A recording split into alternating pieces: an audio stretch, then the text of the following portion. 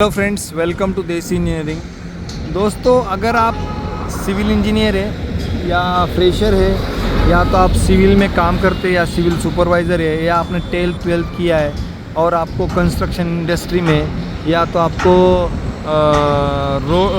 Road construction में या building construction में या तो आपको हाईवेज़ एंड रोड्स में कहीं भी आपको अगर वर्क करना है तो एक सुपरवाइज़र के लिए क्या क्या चीज़ों की जानकारी होना ज़रूरी है, क्या क्या रिक्वायरमेंट है वो आप समझ लीजिए तो आपको समझ में आ जाएगा कि कौन से आदमी की ज़रूरत पड़ती है कंस्ट्रक्शन इंडस्ट्री में, जो कि जॉब अपॉर्चुनिटी है आप लोगों के लिए। तो उसके बारे में मैं आपको बताऊंगा।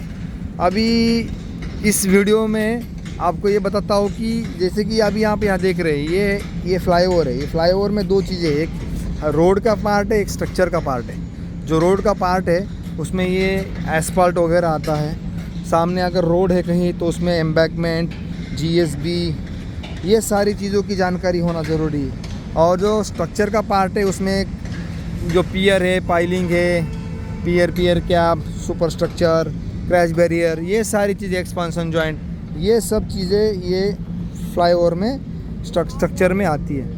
तो आपका इंटरेस्ट क्या है इसके ऊपर डिसाइड होता है कि आपको जाना किस में है। दूसरा, यहाँ पे दिख रही बिल्डिंग में भी आपको बहुत सारे काम आते हैं, जैसे कि फोरमैन होता है, हाँ, वो सुपरवाइजरी का काम होता है, जैसे कि जो इंजीनियर होता है उसके हाथ के नीचे काम आता है। ठीक है, तो ये सारी चीज़ें। तो अभी मैं आपको पहले बताता हूँ कि हाईवे में क्या अपॉर्चुनिटी है, हाईवे में आप क्या क्या काम देख सकते हैं। हाईवे में जैसे कि आप काम करोगे तो वहाँ पे दो तीन चीज़ें हैं। जैसे कि आपको एक आएगा अर्थवर्क में आपको क्या करना होता है, ज़्यादातर आपका अर्थवर्क में लेवल मशीन का काम होता है। जैसे कि ऑटो लेवल आपको आना बहुत ज़रूरी है। ठीक है, तो आपको ऑटो लेवल एक सीखना पड़ेगा। ऑटो लेवल के साथ साथ आपको जो समझना पड़ेगा कि ड्राइंग में आपको कहाँ तक टो बनाना है, कैसे एक्सकेवेशन करना है, कैसे सीएनजी करना है, ये सारी चीज़ें आपको अर्थवर्क में सीखनी पड़ेगी। उसके साथ आपको उसमें जो मॉइस्चर कंटेंट निकालना बोलने से वो तो लैब से निकल के आता है, लेकिन आपको जब साइट में काम चलेगा तो आपको उसके ऊपर समझ में आना चाहिए कि हमको अब इसमें पानी की आवश्यकता है नहीं है।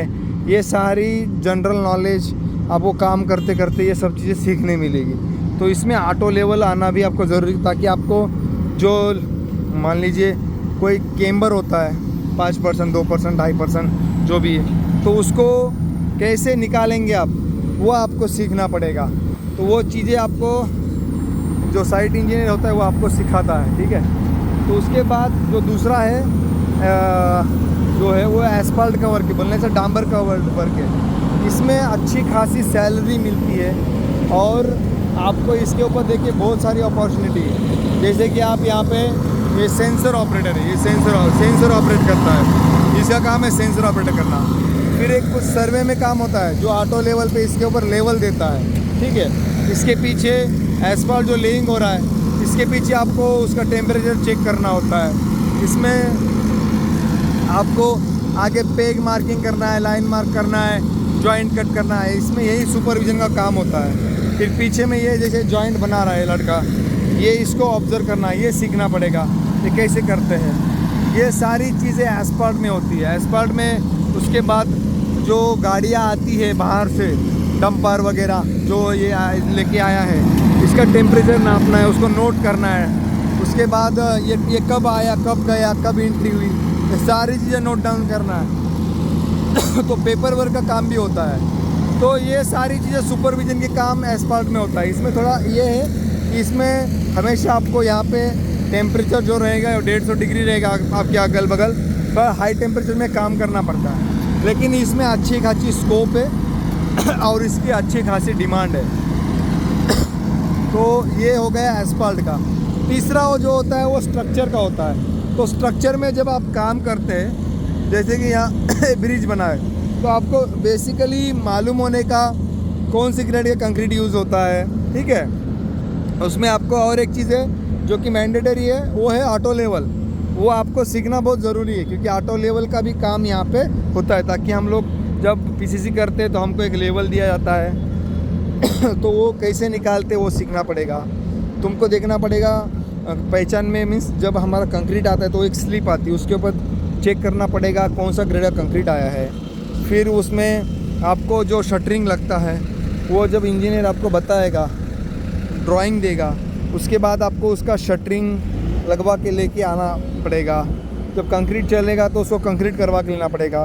तो फिर उसके अंदर जो वाइब्रेटर चलाते हैं उसको देखना पड़ेगा कि वो सही चला रहा है नहीं चला रहा है। ये सारी मॉनिटरिंग के काम कंक्रीट में होता है। तो इसमें भी अच्छा खासा डिमांड है, जो कि आप भी इसमें आ सकते हैं। तो आपके पास ऑप्शन है एक अर्थवर्क का एक है आपके पास एस्फाल्ट का, एक है आपके पास स्ट्रक्चर का। इसके बाद भी आपके पास एक सर्वे टीम होती है जो सर्वे का काम करती है, वहाँ भी आपके लिए अपॉर्चुनिटी है। हाँ, आपको टोटल स्टेशन वगैरह सिखाएंगे। उसके बाद आपको ऑफिस में पेपर वर्क भी करने के लिए आपको एक अपॉर्चुनिटी दी जाती है। तो ये ढेर सारी अपॉर्चुनिटी हाईवेज एंड रोड्स में है। तो जब आप साइट पे काम करने जाते हैं तो आपको ये सारी चीज़ें 5-6 महीने के अंदर सीखने के लिए मिलती है। अगर आपको कई साइट पे एक्सपीरियंस चाहिए और आपको एक सारी काम सीखना है तो आप कमेंट सेक्शन में कमेंट करिएगा, आपका अपना नंबर दीजिएगा, ठीक है। अगर कोई अपॉर्चुनिटी आती है तो मैं पूरी कोशिश करूँगा कि आपको ये सारी चीज़ों की ट्रेनिंग दूँ। तो इसी तरह अपने देसी का बहुत सारा प्यार दिया, इसके लिए धन्यवाद। और ऐसे ही वीडियोस देखते रहिए और देसी को सब्सक्राइब करिएगा, लाइक करिए, अपने दोस्तों के साथ शेयर करिए। Thank you very much.